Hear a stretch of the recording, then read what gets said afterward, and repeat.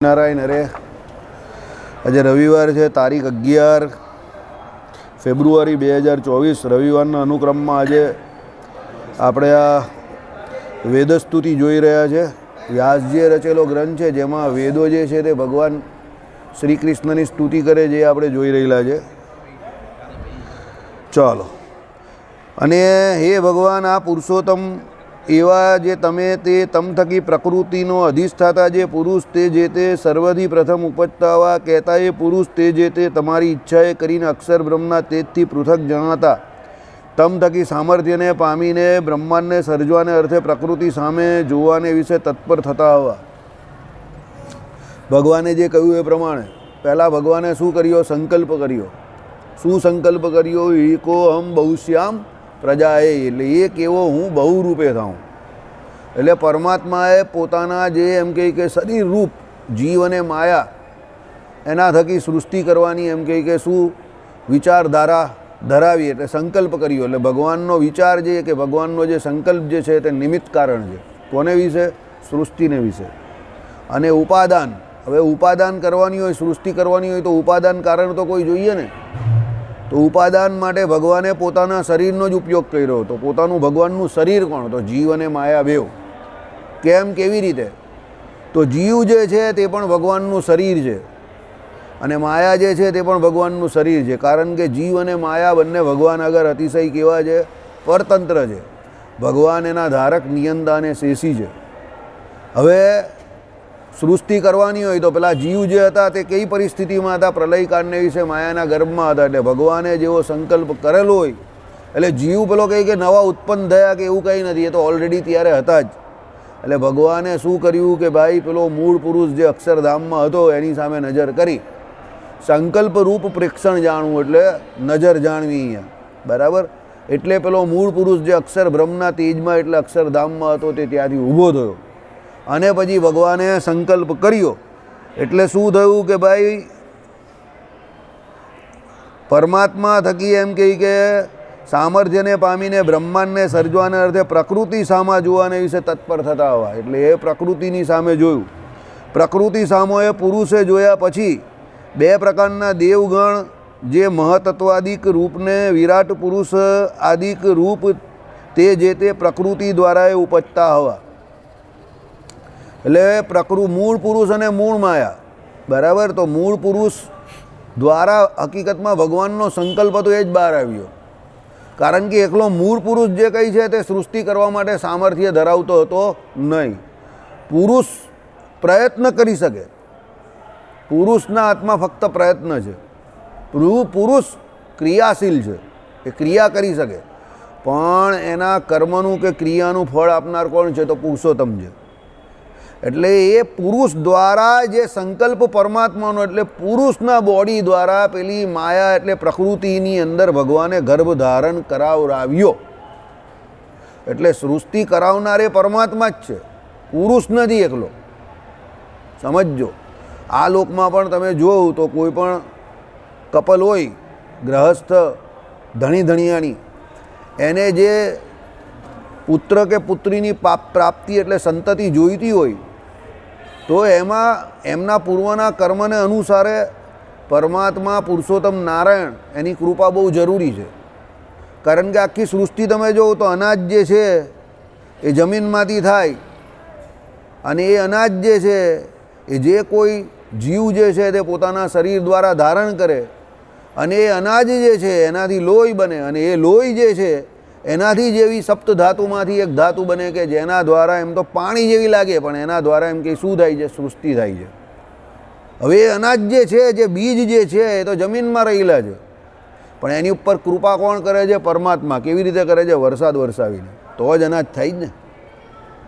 એટલે દરેક જગ્યા પર પરમાત્માની ભરપૂર કૃપાનો તમારે અહેસાસ કરવો પડશે. પ્રકૃતિમાં પરમાત્માની કૃપા જે છે તે ભરી ભરીને રહેલી છે, અતિશય પુષ્કળ રહેલી છે, પણ આપણે એનો અહેસાસ નહીં કરતા.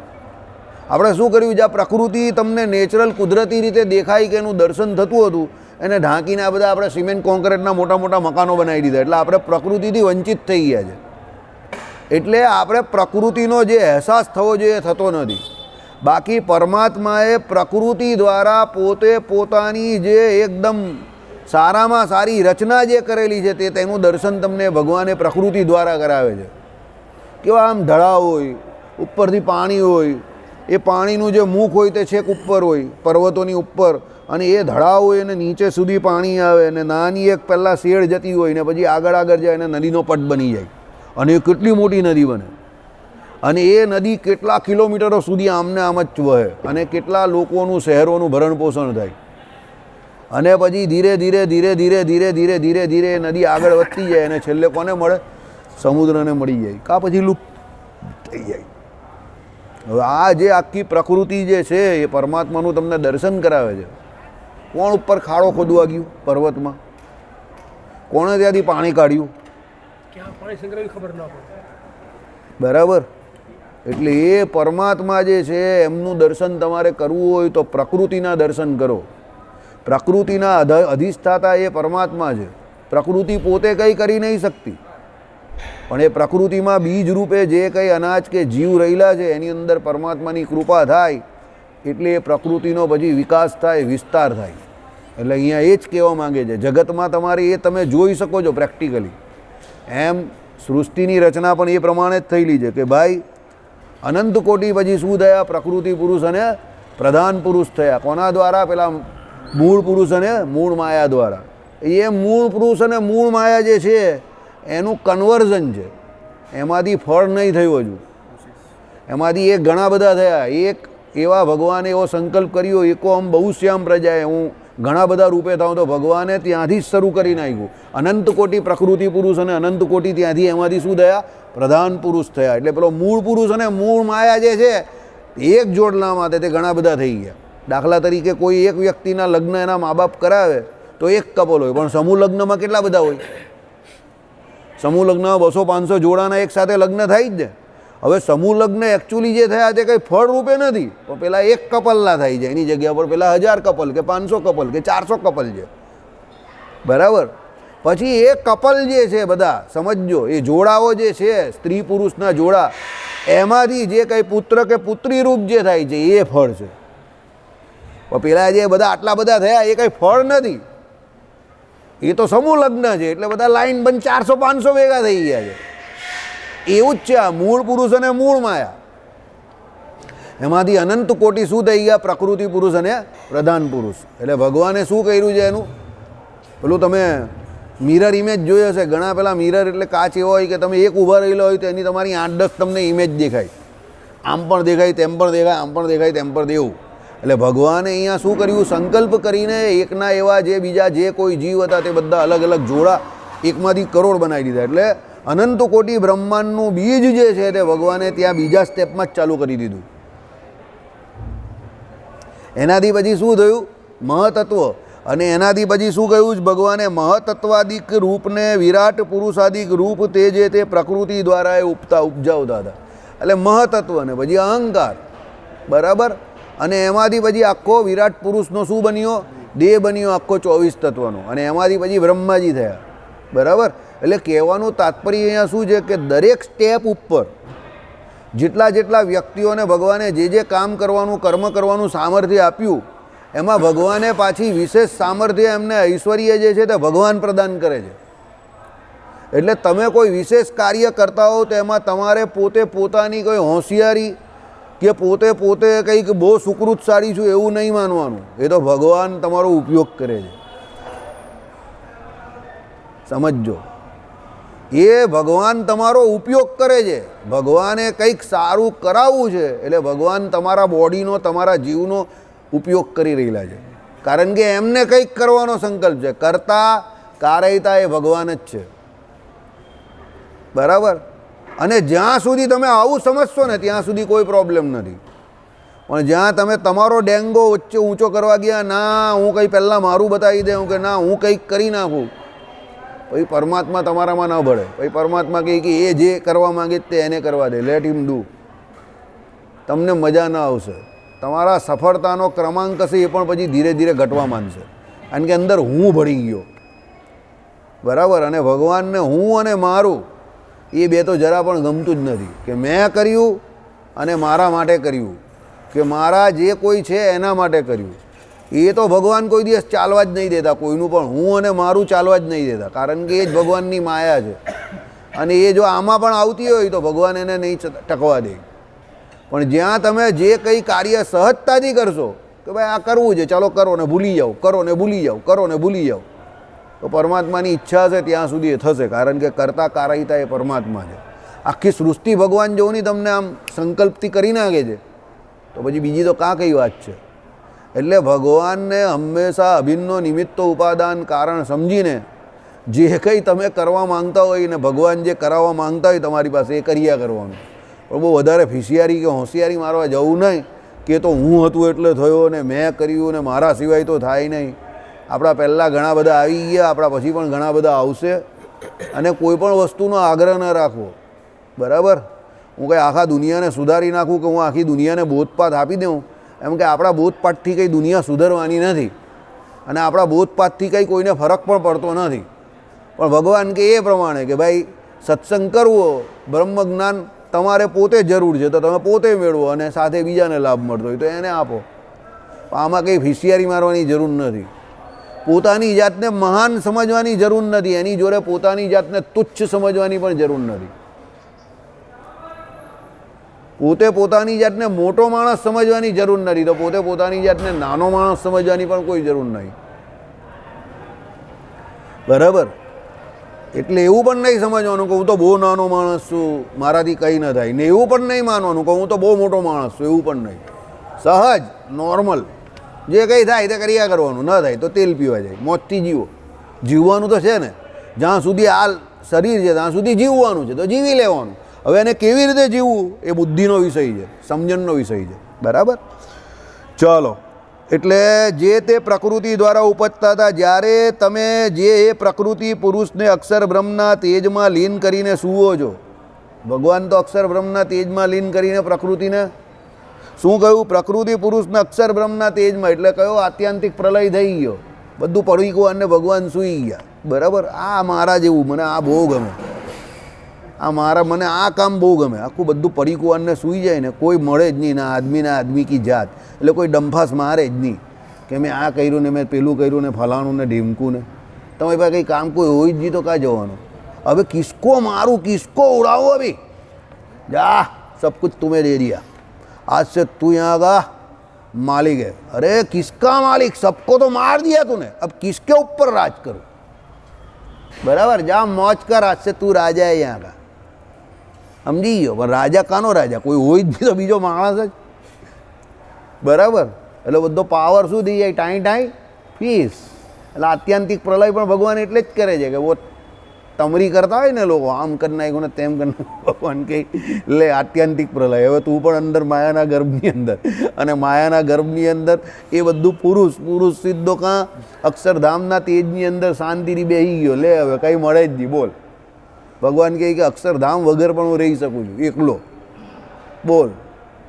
એટલે તો ભગવાનને એકમેવા દ્વિતીયમ બ્રહ્મ કહ્યું કે ભગવાન જેવા એક ભગવાન જ છે, એકલા પણ રહી શકે છે. અને આટલા એ તો ભગવાને પોતાની લીલા દ્વારા શ્રી કૃષ્ણ ચરિત્રમાં જ બતાવી દીધું કે ભાઈ જંગલ પહેલાં આવ્યા એકલા, પછી બધા જોડે રમત કરી, મસ્તી કરી, દ્વારકા લીલામાં કેટલો બધો વિસ્તાર થયો, અને પાછા છેલ્લે થયા તો એકલા. બલરામજીને પણ યાદ નહીં કર્યા. બલરામજીએ પણ જાતે ભાઈ તમે આવેલા એકલા, જેમ જાઓ પણ એકલા, હું પણ એકલો જાઉં, જાઓ ભાઈ, પતી ગયું બધું, મેચ પૂરી થઈ ગઈ. મદનની જેમ, લે ભાઈ આ તારો બોલ તું લઈ જા, વાત પૂરી થઈ ગઈ, જા ભાઈ તું ઘરે ચાલ્યો જા, સાંજે મળતો પડતો નહીં, હવે મેચ પૂરી થઈ ગઈ. એ ભગવાન એવા જ હતા, સમજી ગયા કે ભાઈ એ મેચ પૂરી, હવે શું છે, હવે બાદ ગઈ ને રાત ગઈ, પતી ગયું. આટલો બધો વિસ્તાર કરવો ને આ બધું આપણે તો જરા કંઈ કર્યું હોય તો મેં કર્યું, એ મેંના બહાર હેઠળ જ આખી જિંદગી નીકળી જાય આપણી, બરાબર. કંઈ થતું નથી, ભગવાનનું ભજન કરવાનું શાંતિથી. ચાલો, એટલે એ પ્રકૃતિ પુરુષને અક્ષર બ્રહ્મના તેજમાં લીન કરીને સૂવો છો, ભગવાન શાંતિથી સૂઈ જાય છે. કહેતા પ્રતિલોમ દ્રષ્ટિએ કરીને પુરુષ પ્રકૃતિની સ્થિતિ પ્રવૃત્તિની પ્રેરણા થકી વિરામ પામો છો. પ્રતિલોમ પણ બધું અંદર ખેંચી લે, પ્રતિલોમ પણ, અનુલોમ પણ, એટલે બધું પાછું બહાર કાઢે. ભગવાન આમના આમ શાંતિથી સૂઈ જાય, બરાબર, વિરામ પામે છે. ત્યારે અસત કહેતા સૂક્ષ્મ ભાવે જણાતા જે મહતત્વાદિક તે નથી રહેતા. હવે અસત કેમ ગયા? સૂક્ષ્મ ભાવને પામી જાય છે. અસતનો અર્થ શું કરવાનો છે? કાર્ય રૂપે જે હતા બધા તે પોતે કેમાં થઈ ગયા? કારણરૂપી બીજ અવસ્થામાં પહોંચી ગયા, એટલે અસત કહેવાય.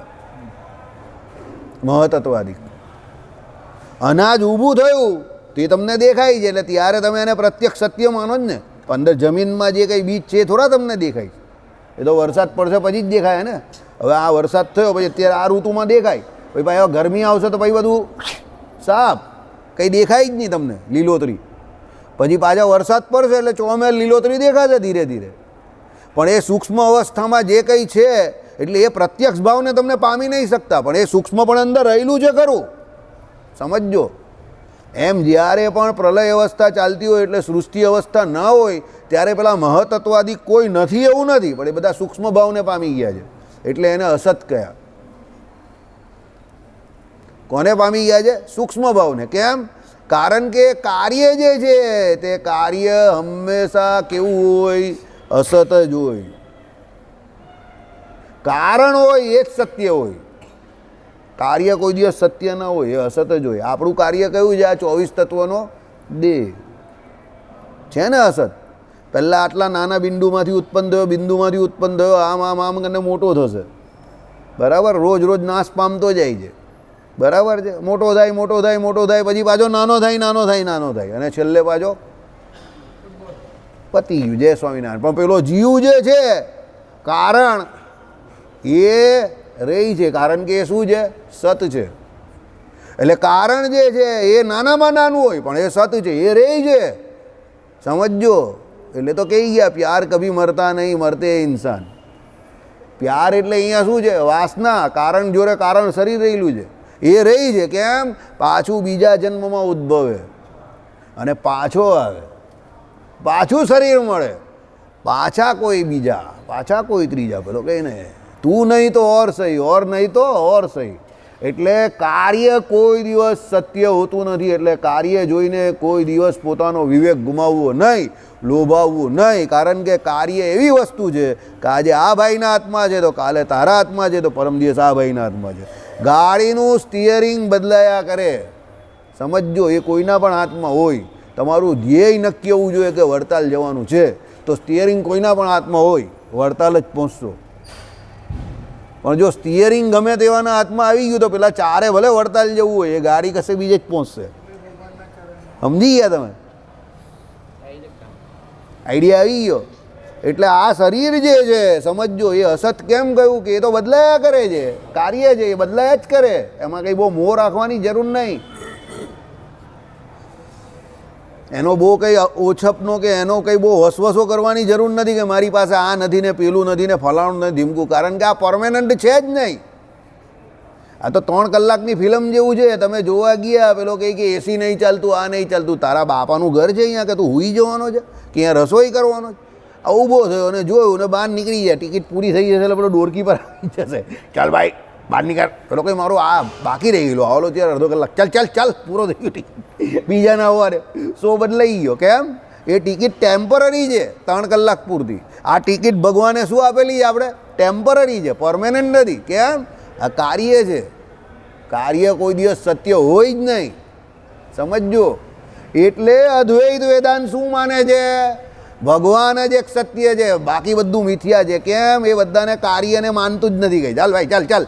સાંખ્યવાળા શું કહે? યતો વાચો નિવર્તનતે અપ્રાપ્ય મનસા સ. ઇન્દ્રિય અંતકરણથી જે કંઈ ગ્રહણ કરવામાં આવે તે બધું કેવું છે?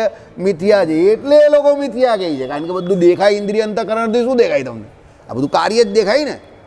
એટલે એ લોકો કહે એ તો બધું મિથ્યા છે, ત્યાગ થઈ જવાનો છે. સમજો, બધાનું કંઈક કંઈક લેવા જેવું છે. દર્શનશાસ્ત્ર બધા સારા જ છે. દુનિયામાં કોઈ પણ there is no waste material in this world. યાદ રાખજો, દુનિયામાં કોઈ વેસ્ટ નથી. કોઈ એટલે કોઈ વેસ્ટ છે જ નહીં. બોલો, તમારો શત્રુ પણ વેસ્ટ નથી, સમજો. દુનિયામાં ફેલિયર વ્યક્તિ છે ને, એ પણ વેસ્ટ નથી. કેમ? એની ફેલિયર એણે જે કર્યું એનાથી એને મળી, એ તમને કંઈ શીખવાડી જાય છે કે આ કર્યું એટલે આ ફેલ થઈ ગયો. તમે સમજો. એટલે તમને શું શીખ મળી એનાથી? તમારે નહીં કરવાનું. ચલો શું કહે? लाल बटन है, उसको दबा दिया नहीं दबाना था. बराबर. अब क्या हुआ, चालू क्वालिटी का है, जब तक चल रहा है तब तक चल रहा है. સમજી ગયા? એટલે એવા લાલ બટન આવે તમારા જીવનમાં ઘણા બધા. મને ઘણા લોકો કહે કે સફળ થવા માટે શું કરવાનું. મેં કહું સફળ થવા માટે શું કરવાનું એ તો મને બહુ ખબર નથી, પણ એક વસ્તુ તને કહી દઉં કે જે માણસ પોતે કંઈ કરતા હોય અને એ નિષ્ફળ થયા હોય તો એને જોઈને શું ન કરવાનું એ પહેલાં શીખી જા. શું ન કરવું એ તું શીખી જશે ને તો તારી જિંદગી બહુ શાનદાર જશે, મજા આવી જશે તને. શું કરવાનું એ શીખવા જેવું બહુ નથી. શું ન કરવાનું એ પહેલાં શીખી જવાનું બધું. કા નહીં કરવા, દારૂ હાય કોઈ દિવસ ના પીવાનો, નોનવેજ આ જ કોઈ દિવસ નહીં, કુસંગ કોઈ દિવસ નહીં કરવો. શું ન કરવું એ શીખી જવાનું પહેલાં. પછી જે કરવાનું એ થોડું ઓછું પણ થશે ને કોઈ ટેન્શન નહીં, શાંતિથી જિંદગી જશે. કારણ કે કાર્ય જે છે તે બધું કેવું છે, અસત છે, યાદ રાખજો. કારણ જ મેઇન છે. પછી તમને એવો ભાવ જ નહીં થશે કે હું તમારા કરતાં નાનો માણસ છું, કે આ મારા કરતાં મોટો માણસ છે. તમે આમ નીકળશો એટલે સાઉથના ફિલ્મની જેમ આમ પાછળ મ્યુઝિક તમારી સાથે વાગતું જ હોય.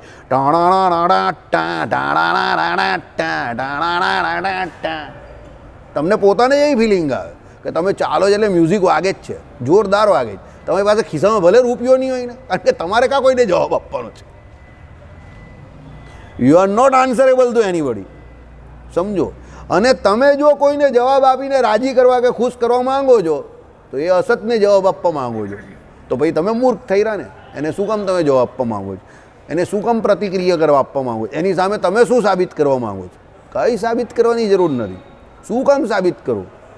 મને ઘણા લોકો પૂછીને આવે કેમ કે તમે તમારી જાતને બહુ હોશિયાર માનતા હો તો સાબિત કરો મને કહી કે તમે હોશિયાર છો. મેં હું પહેલી વાત, તું કોઈ એવો વ્યક્તિ નથી કે તારી સામે મને મારી હોશિયારીનું સર્ટિફિકેટ મેળવવા માટે કંઈ સાબિત કરવાનું હોય. અને બીજી વાત, જો મારે 50 વર્ષની ઉંમરમાં પણ મારી જાતને સાબિત કરવી પડતી હોય તારી સામે, તો પછી મારી હોશિયારી શું કામની? ચાલ આગળ જા, ટાઈમ નથી. ચાલ આગળ જા, ટાઈમ નથી. વિચારમાં પડી જાય કે આ કંઈ નવી વાત કરી.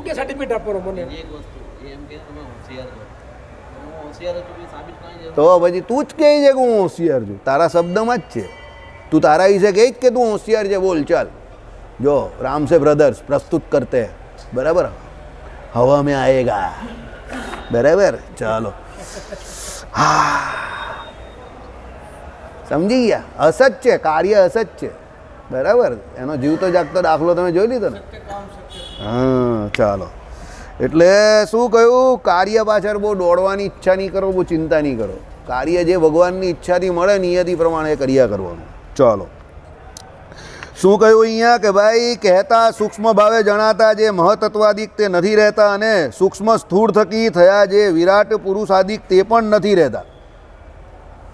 બધા મોટા મોટા વિરાટ પુરુષ થયા હોય, વિરાટ પુરુષ બહુ મોટી વાત છે તો, બરાબર. એમાંથી આખું બ્રહ્માંડ થાય પછી બ્રહ્માજીને, પણ એ પણ કોઈ રહેતા નથી. બધા મોટો કાગળ હોય, કેટલા કિલોમીટર લાંબો તમે કાગળ બનાવેલો હોય ને પછી તમે એની ઉપર કંઈ નહીં કરો, આમ એક જગ્યા પરથી દિવાસળી મૂકો, એ કાગળની શું થઈ જાય?